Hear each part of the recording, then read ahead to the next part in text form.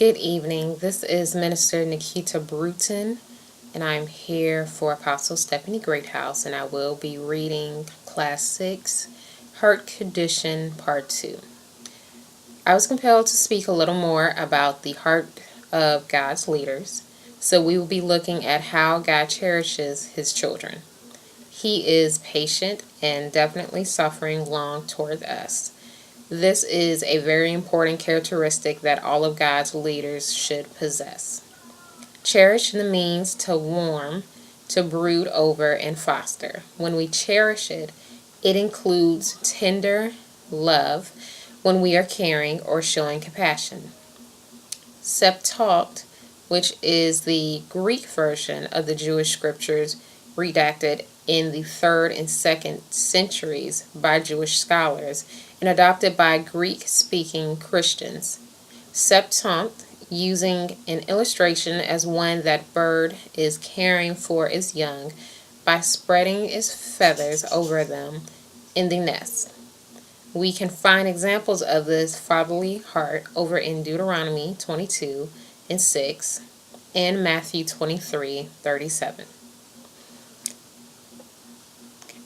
Ephesians chapter 6 and 4, the Amplified Bible, says, "Fathers, do not irritate or provoke your children to anger. Do not exasperate them to resentment, but rear them tenderly in the training and discipline and counsel and admonition of the Lord." Greek nurture means during the different stages a child goes through to promote, develop of the child by teaching, supporting, and encouragement. Tutoring and educating by training, discipline, and correction with intention to cultivating, shape, and mold the character of the child, which include the mind and morals. A great illustration of this is that we know that Jesus was a man full of love and compassion. But when it was time to correct someone, their actions or reaction, he had no problem. 1 Timothy 1:20, 2 Timothy 3:2. Just to mention a few. Paul even encouraged the fathers that they would need a heart and hand of the Lord to raise the children. By educating them and using firm correction methods will leave them with a good mind and a good set of morals to follow down through eternity, Ephesians 6 and 4. As God's leaders of ministry, we would do the same, even though strong teachings may be grievous for the child and father, but it is necessary to reap the godly fruit from the children. Greek, nutheto, this word meant to warn. The simplest way to explain this is to call attention to a situation or circumstance by a gentle or friendly rebuke, remonstrance, an earnest presentation of reasons for opposition or grievance, warning, and exhortation as from the Lord's point of view. We can find the illustration over in Acts 20:31, Romans 15:4, 1 Corinthians 4:14, Colossians 3:16. The way we admonish our children by placing in their mind the teachings of the Lord, what is needed for the spiritual growth of His children. Please remember, the children will need constant encouragement in the righteousness to reach this goal. In order to assist God's children to become a mature Christian, the spiritual father must operate by the heart of God as well as the hand of God. He or she must be able to discern what the children of God need along with when they need. It is not important to teach what the people want to hear just to keep the people returning, as it is to usher them into a place of maturity in their spiritual walk. Precision is needed when operating as a spiritual father for the necessary impartations of exhortation and teachings. 1 Thessalonians 5:12. We must have the correct balance as God's leaders of ministry in how we minister to the children of God. We have taken a look at the 4 characteristics that must be kept in balance in our walk as leaders: nurturing, admonition, gentleness, and cherishing of God's new covenant community. It is not wise to operate in only 1 or 2 of these as a leader. A wise leader would balance the 4 and become sympathetic towards the new covenant community. We should also include compassion, love, and mercy, whether it is crying times or jubilant times. In order to be an effective and powerful leader of the gospel, as Paul was considered to be, leaders have to walk in the shoes with the people, not above the people. The leaders must feel the heart of the people, their burdens, even while chastising the people. If the leaders are not wise in this area, the people will not respond to them as the great man or woman of God that they are.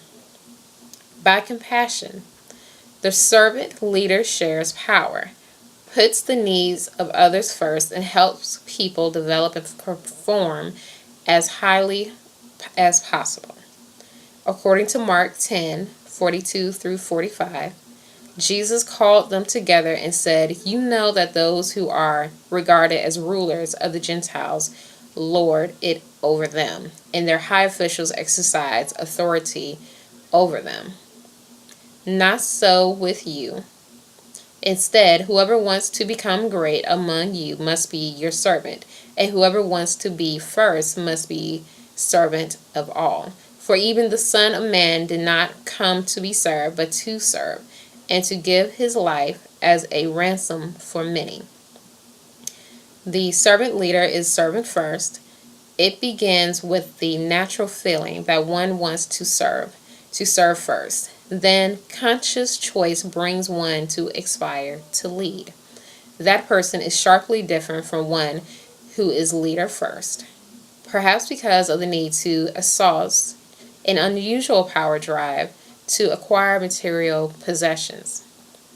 The leader first and the servant first are 2 extreme types. Between them, they are shadings and blends that are part of the infinite variety of human nature. The difference manifests itself in the care taken by the servant first to make sure that other people's highest priorities, needs are being served. The best test and difficult to administer is, do those served grow as persons? Do they, while being served, become healthier, wiser, freer, more autonomous, more likely themselves to become servants? And what is the effect on the least privileged in society? Will they benefit or at least not be further deprived? We see people struggle with the term servant all the time, especially those of us in the African American communities. Servant and slave are terms that don't sit well with us. Although we sit in our new covenant communities or our churches every Sundays and embrace the principles of being a servant and slave to Christ, more than likely we will serve in our new covenant communities, but that is as far as it will go. For the most part, it is because of our misunderstanding of having a servant mentality, which is often coupled with a slave's mentality. But this concept is different than having a servant's heart. Slave mentality is a must-serve mentality because there is no other choice. It's not a desire of the individual heart. It is one where the only way you will operate is to be told to do something instead of seeing the needs of others. They will always have to ask what they can do to assist.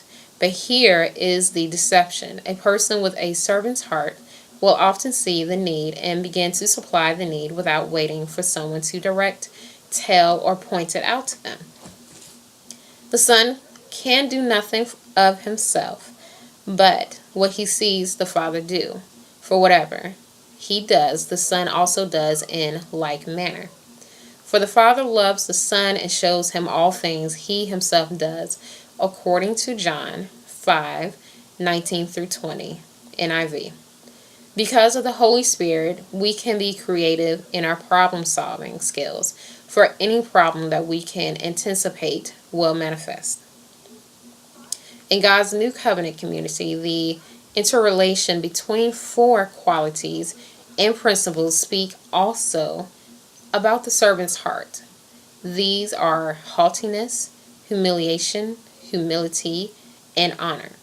According to Matthew 23:11 through 12, even if you want to be one of the great ones in the eyesight of God, you must become the servant and serve.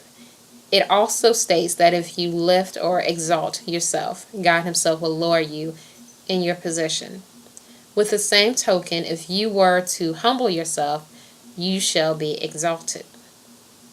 The greatness that one might seek is to be determined by Jesus based on our work as a servant. Contrary to what we might think, greatness is not based on our abilities, personality, or what we have or don't have. The positions earned in God's kingdom is based on our life as a servant here on earth. As we look closer at the scriptures, we find that God quickly reminds us that we can be one or the other type of servant for his kingdom. We will be the leader that exalts haughtiness, himself, or we can be the leader that humbles humility, himself. This type of servant's mentality will be judged by God, and the leader will either be abased, humiliation, or the leader will be exalted, honored by God. God's ways are not like the world's.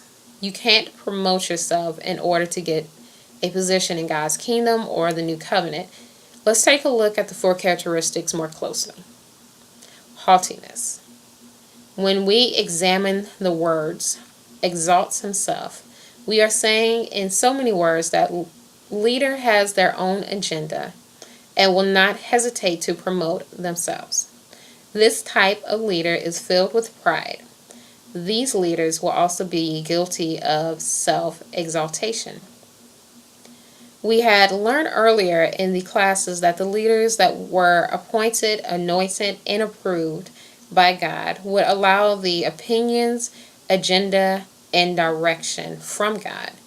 When we look at in the word exalt, some of the meanings or definition would be to lift up to the heights, to be above, or to have a high altitude. We must always remember that this was Satan's gravely mistake. It is one of the original sins, as most leaders want to point out.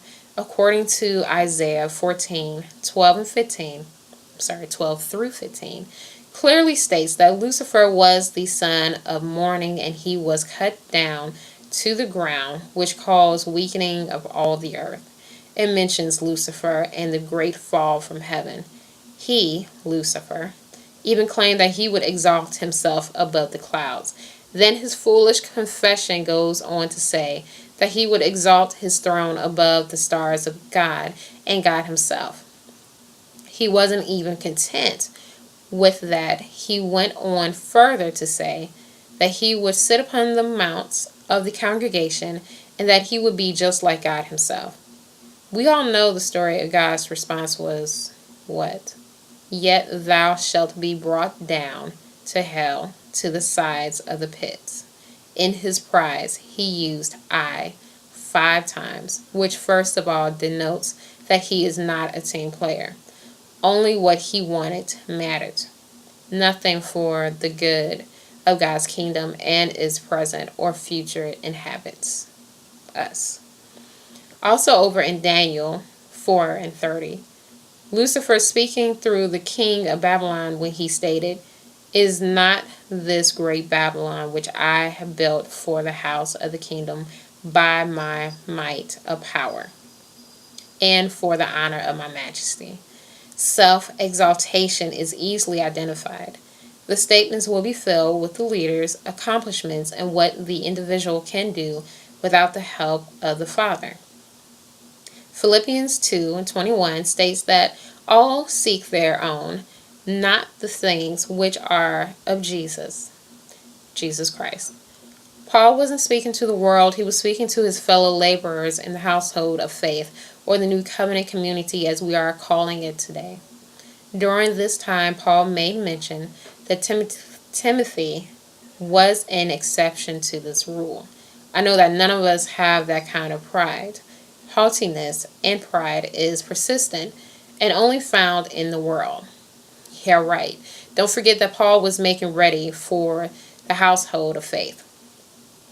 Exaltation is dangerous if left to its own devices. We need to make some necessary changes in the household of faith. 1. Stop looking at the attendance in New Covenant community. 2. The political games must cease just to get an important position in the community. 3. We have become so fearful that someone will get our flock that we become greedy vultures. Take a hint, they are God's people. 4. Stop speaking against your brother or sister in order to exalt ourselves. I know an apostle that teaches you can't build your ministry by tearing someone else's down. 5. If your brother or sister receive honor that you believe that was rightfully yours, don't become angry. Know that your day is coming. 6. Stop complaining, criticizing, and contending with others who serve the Lord. I believe God said, know those who labor with you, whether it is the local community or a community that you are not affiliated in. Take time to judge the haughtiness and pride in our own hearts. This message is for worldly folks.